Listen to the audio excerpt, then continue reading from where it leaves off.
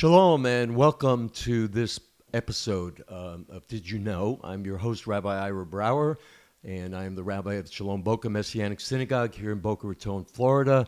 And with me today is a very special guest, a friend of mine, a friend of ours, family for many years, maybe 30 or plus years. I think so.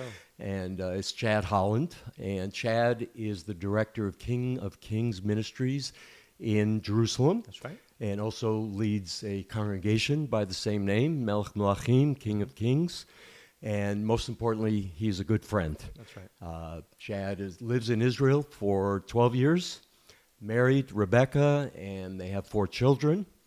And we're happy to have him here today. Well, Shalom, Ira. Great to be with you guys here. And like you said, we've been friends for longer than we haven't been friends. That's for a good sure. way of putting it. I think in the maybe mid to late 80s we first met, and you met me when I was a young teenage boy back then. So it's great to be back with you. Yeah, it's good to have you here on your visit to the States. That's right. Family, right? We have family up in Jacksonville and can have Thanksgiving there. So great that you took the time to be with us.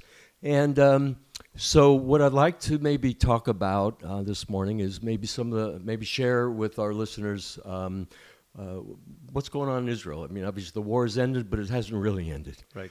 We read every day Hamas is still at work, Hezbollah is still at work, Houthis, I don't know about them, haven't heard much about them lately, but the Palestinian Jihad, and they're all at work still trying to destroy Israel. Yeah. But what's it like on the ground there? Well, it's still an active war zone. I think that's important for our listeners to know.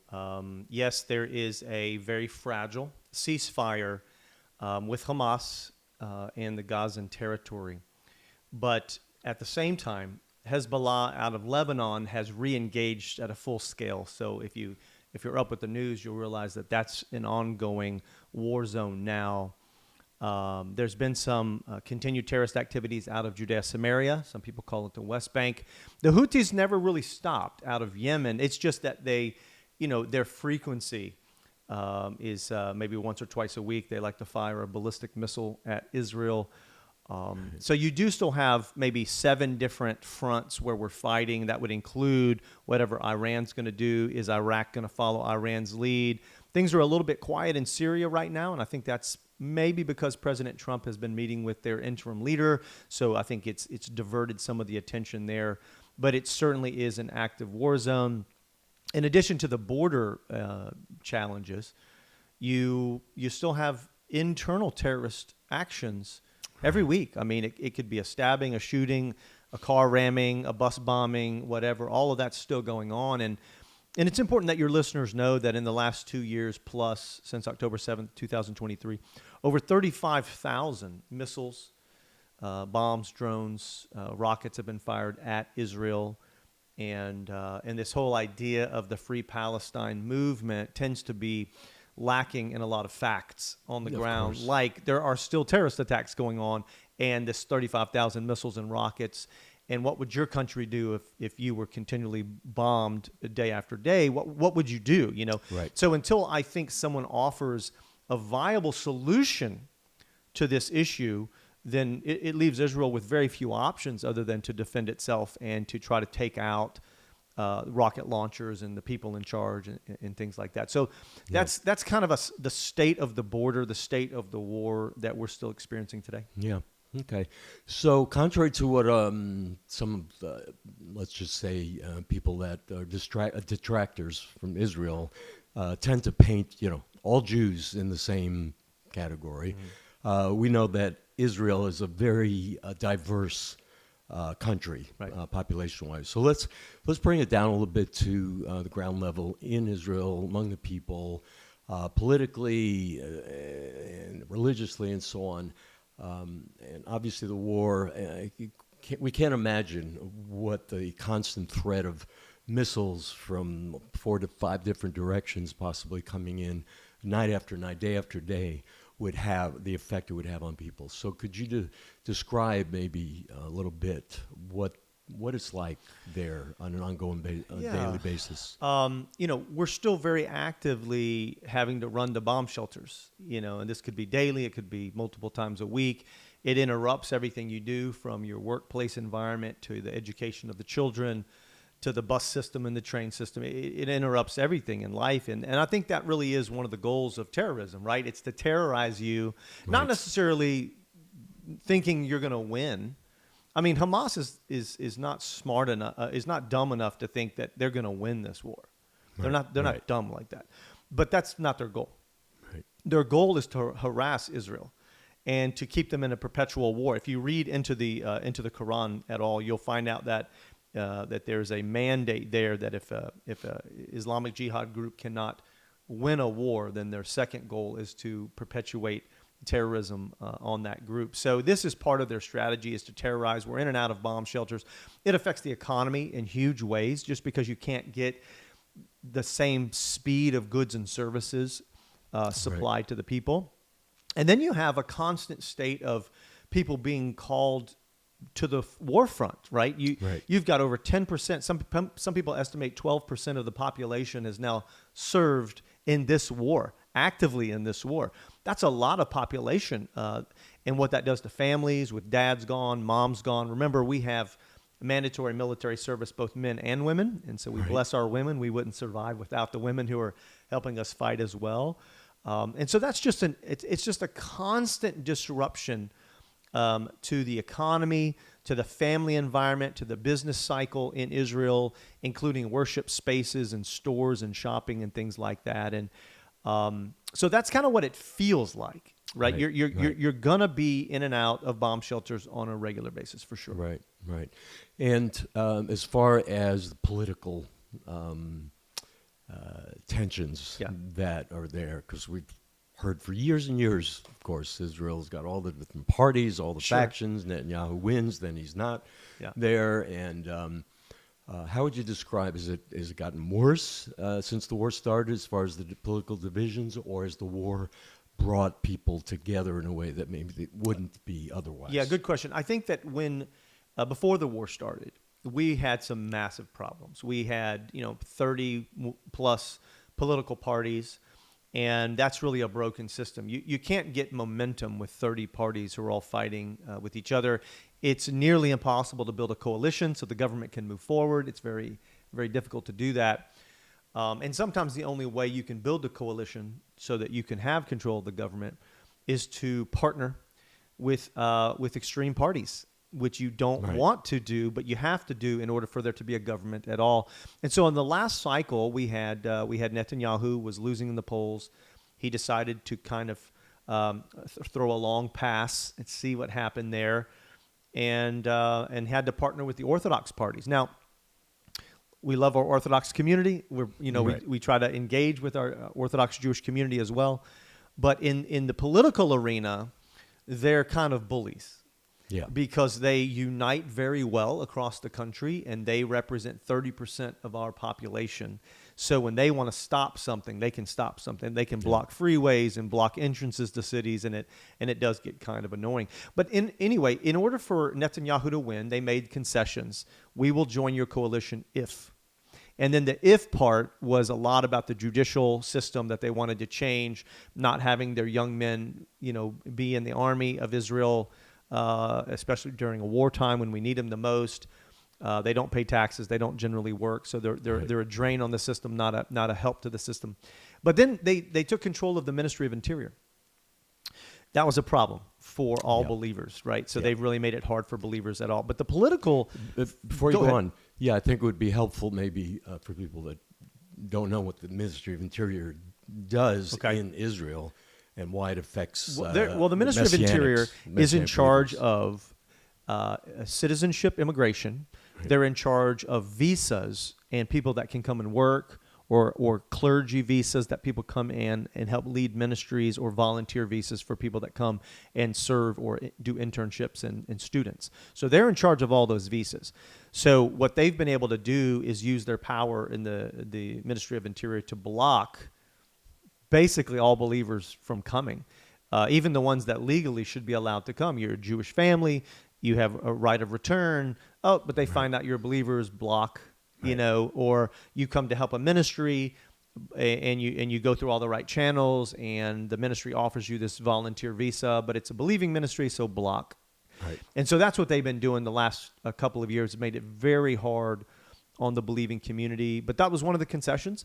Right. And so that made the tension in the country extremely high. Yeah. You mentioned something earlier I wanted to go back to, and a lot of people also maybe not know the exemption that historically, so every man or woman reach age 18 in Israel, mandatory military service, like you said. Yep. But there's the exemption for Orthodox who are studying in yeshivas, right? And Yep. they historically have been exempt, and that's been a point of contention, right? That's been a point of controversy where why do we have to go, but these guys could get to sit and study in the yeshiva. So in the general population, if we just paint the picture of it, the general population of Israel, main Israel, I'm not talking about the Palestinian territories for a moment, just the main Israel, is about 9.75 million people. Right. And praise God, we're growing, right? But 30% of those are in the Orthodox category and religious category who get the exemption. 70% of that population is in the secular category. They all have to fight. So you've got the 70% mad at the 30% that they don't help out, but they're a drain on the economy with welfare and they don't pay taxes, et cetera, et cetera. So you have an internal tension no matter what. Then you have the political tension of these extreme parties that have Netanyahu over the barrel. He had to give concessions, otherwise he wouldn't have won. So this is the tension in the country. It's very, very high level. And then the war breaks out. Yeah. We're invaded. They invade our country. They kill thousands, and they take hostages. And so for a brief moment, that rallied the country. And there was some sense of unity. They kind of dropped the judicial reform for a little while, dropped all the protests. There wasn't going to be anyone coming in and out of the country anyway, so you didn't have the friction with the Ministry of Interior. There were some of the Orthodox community who did volunteer, because what people also need to understand is, yes, they make up 30% of the country, but they're not in agreement together. Right. Inside that 30%, they're not in agreement. They're kind of split 50-50 on what they think. Is this a legitimate Israel?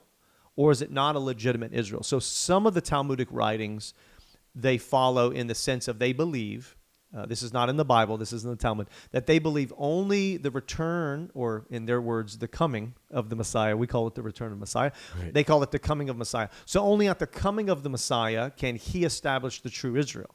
So they would say they're not Zionistic in the general term, right, and that this is not a legitimate Israel, but they will suck all of the life out of it and take all of the welfare checks from it. But that's why they don't want to serve in the army. Then there's the other half of the Orthodox who say, hey, maybe we should. It's our country. It's a good country. They treated us well. We live here peacefully. So they have volunteered. So you had a lot of that going on. Wasn't there a brief time where they actually were required to serve and then that got reversed? Is that accurate? It was, because you had... once you, like it is in most countries, once there's a declaration of war, it gives the government more authority, it gives the commander-in-chief more authority, and so at that point, they override the exemption. Oh. They tried to override the exemption for the sake of the safety of the country. And they did it, a couple thousand volunteered, and then maybe they drafted a couple other thousand to override the exemption, but it immediately triggered mass protests in the country from the Orthodox against the government, and quickly you have to back down because you need their coalition. Otherwise, the government falls and you have to go to re-elections. And so, again, they really had Netanyahu hostage over this, and there wasn't much he was going to be able to do. So they kind of backed off the drafting. They just let the volunteers come that wanted to volunteer. But on our side, on the body of Messiah side, we are usually the brunt of all of the persecution from the Orthodox. Like, we're their biggest enemy. Yeah. But this slowed down during the war. You had, a couple of years ago, before the war, an incident at your building. We did. In Jerusalem. Yeah. Do you want to share a little bit about that? Yeah, I mean, it happened quite regularly up until the war began. There was an incident at our Jerusalem congregation. We were having simply a worship night. It was kind of midweek worship night. We were going to do some live recordings of all Israeli Hebrew written songs that are all fresh and brand new, and all the artists were there to introduce their new songs. Kind of a fun night. And about 120, 140 Orthodox came out, started to rough people up. A lot of violence, kicking, punching, blocking, grabbing strollers from moms with babies in them. Pepper spray bottles were thrown. We called the police. The police only sent a handful of people. The Orthodox overran the police and ran them out of the building. The police had to come back with a SWAT team. The SWAT team had to get violent with them and physically pick them up and remove them from in front of our property so that we could go on through the evening.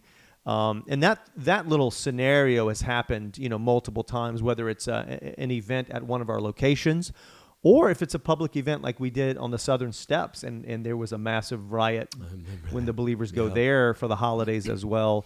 So we're not very, your listeners may even ask the question, how effective are you in the Orthodox community? Well, not very, but it's not because of our serving heart or love or outreach. It's mainly because they believe, or they have created a scenario where we're their enemy, but we haven't created that scenario because of the violence. So that kind of violence has not happened since the war began. Why? Because they're turning all of their anger at the government for this draft dodging energy.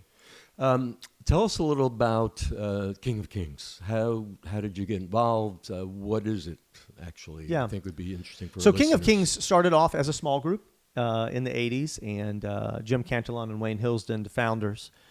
And that little home group grew into a budding little congregation there in Jerusalem. At the time, we had the support and the backing of the Ministry of Tourism because they wanted a place to send believers in Yeshua. They wanted them to have a place to worship. So there was kind of like this nice partnership with the country back then. That grew into a large congregation for Israel's size, and then over time that little home group grew into a congregation. That congregation grew into a small family of ministries that included a second congregation location in Hebrew, a prayer tower, a counseling center, etc. I joined the team almost 12 years ago. We've been citizens now 14 years, but it took us a while. If anybody knows the process of immigration, it takes a while to get settled. And at that time that I took over the leadership and was handed the leadership in the Jerusalem congregation, I also realized that there was a calling on us all to really emphasize and be intentional about helping other congregations to grow, helping other ministries to grow, and really the focus on my heart was leadership development and planting new congregations. And so we accelerated that with the Israel Academy of Ministry, leadership training, development internship, and then moving into planting new congregations.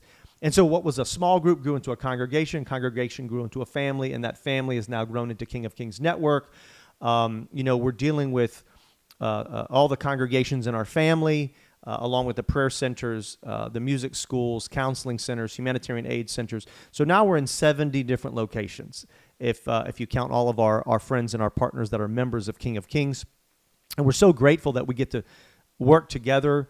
My role is primarily to help oversee everyone's health, their development, their success. We're only successful if our teams are successful. So, and then I also still do get to pastor the Jerusalem congregation. So that's what King of Kings is. Most of our ministries are in Israel, but we do have, even like we work with you guys so deeply and have been friends for so long at Shalom Boca as a full member of King of Kings. And so there are the occasional international congregations and ministries. Some of them are legally part of King of Kings, and some of them have their own legal entity. And so we work with either side of that. So we're very blessed. We're in 14 different languages, and our listeners should understand, why do you need that many languages? Well, when you're in Israel and you have this many immigrants coming in, it's hard for the parents to integrate right away. And so it's very important that we give them discipleship in a language that they can understand. And so that could be obviously Hebrew and English, but it's also Arabic congregations, Amharic Ethiopian congregations, Nigerian, French, German, etc., all over the country, Russian, Ukrainian now. So a lot of that impact has happened. So that's what King of Kings is. We're a network of congregations and ministries that focus on the Jewishness of Yeshua under the power of the Holy Spirit. Yeah, great. It's great. Doing a lot of great work. To kind of close out, how would you describe how the war has affected, first of all, the believers, the body of Yeshua, in outreach? Has it been an opportunity? Do you see a growth in the ministries? Do you see more people interested in knowing about Yeshua than before? And as well as just practical things. You're connected with a lot of the different congregations as well. Are they experiencing the same kind of, obviously, are challenges that are happening, but are they responding differently? Are they responding it as an opportunity, or are they all really still being stressed out and so on? Does that make sense? Yeah, look, we're a country in trauma. The whole country's in trauma. The whole country needs inner healing and prayer and counseling and all the above, because you've lived. How long can you live on the heightened level of tension and stress? How long can you do that? Right. So you can understand some of the attitudes and tension in the land. But directly to how the war has affected the body of Messiah, lots of challenges. But at the same time, if you have the eyes to see it, you can see lots of opportunities, right? We feed more of the poor than we ever have before. We counsel more people than we ever have before. 4 counseling centers now. We're opening 2 more in the next 2 years to help serve this part of the population. Planting new Russian congregations and Ukrainian congregations. Why? Well, because we're getting their war-torn people coming from the Russia-Ukrainian war. The Jewish people are coming home to Israel, making aliyah. So you're getting a chance to serve them. I would say the fastest growing population in terms of coming to faith are through the Russians, the Ukrainians, and the Ethiopians and Brazilians. And that's because each one is coming from a very traumatic background, whether it's a war in Russia, Ukraine, whether it's the hunting down of the believers in Ethiopia, or whether it's the communist flip of the government in Brazil. A lot of those people are coming desperate and without hope, and the gospel of Yeshua offers them great hope. We have some good success also from the Western nations on a slightly lower level, mixed marriages, maybe one Jew, one Gentile.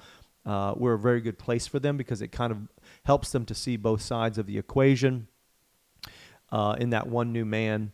But like I mentioned earlier, it's hard with the Orthodox. But we know that there's going to be a breakthrough in that demographic pretty soon. We look at Romans 11, we can kind of see the zealousness for the law and for God. I think one encouraging stat was this, that since October 7th, general synagogue attendance, now I don't mean believers, I mean just general synagogue attendance, was up by 30%. Yeah. And even though that doesn't directly affect the Messianic Jewish and the believing community, it does show you the journey that people are on, the openness that they've been feeling, and we do think that is a step on the journey. At least they're asking God now. At least they're praying. At least they're thinking in these terms. Yeah, for sure. I mean, the stories that I've seen on YouTube and of secular Jews, ones that were at the Nova Festival, that were totally secular, starting to keep Shabbat, going to synagogue, putting on tefillin, praying prayers, psalms. Of course, some of the testimonies of the hostages that have been released that were in captivity for 2 years. Right. That also no relationship with God. They weren't what we call religious at all, but they connected with God in that moment, of course, and in the moment of most despair and abandonment. So that's I agree with you. It doesn't mean they've all of a sudden embraced Yeshua, but it's certainly a first step if they're coming from a pretty secular, atheistic type life before, and now they're searching, and that's you want to meet someone in a searching category. Absolutely. When Yeshua talks about the parable of the sower of the seed, it's not written and told like, find the perfect soil, hunt it down, take one perfect seed and put it in this perfect soil, water it, and then hover over it. That's not the parable. The parable is you throw out creatively creative ideas of sharing Yeshua with people and throw it out in lots of different areas. Sometimes it's going to land on good soil. Sometimes it's not. But that's not your job. Your job is to throw it out there, Sow the seed. share people, find them in their time of need, and share hope with them. And I think that's what's been happening. One big prayer item here, Ira, is I'm going to share a stat with you that's been very concerning, and it relates to the body of Messiah as well. And that is, for the first time in Israel since 1948, since the founding of the modern nation, the first time it's happened this past year, we had more Jewish people leave the land than come. Wow. It's the first time it's ever happened. Now, and that's with a high immigration number. I mean, I can understand that number if you had a low immigration year, but we had a high immigration year, and the leaving, they call it immigration, has outpaced immigration, the coming in. They call it, when you come in, it's called aliyah. When you leave, it's called yored. You leave, you go down. And so we've had more people leave than come. That's troubling. But it translates to the body of Messiah too, sadly. We've had lots of people come to faith, but we've seen such difficulty of living in the land, the financial, the economic, the housing crisis, the war. We've had just as many believers leave the land out of sustainability and survivability, not necessarily because of fear, but just they can't survive in the land. And so unfortunately, with as much advancement we've made in bringing new believers to faith, we've sadly lost as many from the country. And that's a point of prayer, I think, for all of us. Yeah, for sure. Very good. Before we wrap up, I want to, if anyone asks, if anyone's interested in how would they know more about King of Kings? Yeah, thank you. It's real simple. Website KKM, so stands for King of Kings Ministries, kkm.network. And on that site, you're going to find our mission statement. You're going to find every one of our congregations and partners there. There's a place to sign up for the newsletter so you can kind of get a monthly prayer update and what's going on. And then from there, you can also go deeper by emailing me or our team in Jerusalem. And they can come donate, visit. And they can donate. They can donate, sure. There's Yeah. lots of things like the War Relief Fund or help plant new congregations or help our feeding centers. We serve only kosher food at all of our feeding centers. That way we can serve the entire population. That's awesome. And then there's a place also where you can volunteer. You can do internships for leadership training. But there's also a link for King of Kings Tours. And it's a ministry where it's a 100% customizable trip that any of our friends can participate in. You decide what trip you want. We build it for you on the ground. It's very different than a tour company because the difference is we're not trying to make money out of it. We're just trying to bless our friends. That's worked out really nicely for those customizable trips. And anybody who's listening that says, hey, I want to take a group, it can be big or small, it doesn't really matter. We'd love to help you build that trip on the ground. Good. Well, we'll put the description, we'll put the website in the description as well. And so thank you, Chad. Thanks, Ira. It's good to have you. Glad to see you again. God bless you. Bless you, buddy. Bye-bye. Hey there. Thank you for tuning into our podcast. Be sure to like, comment, subscribe, and share. And buy me a cup of coffee, $5, $10, $15 a month. The link is in the description.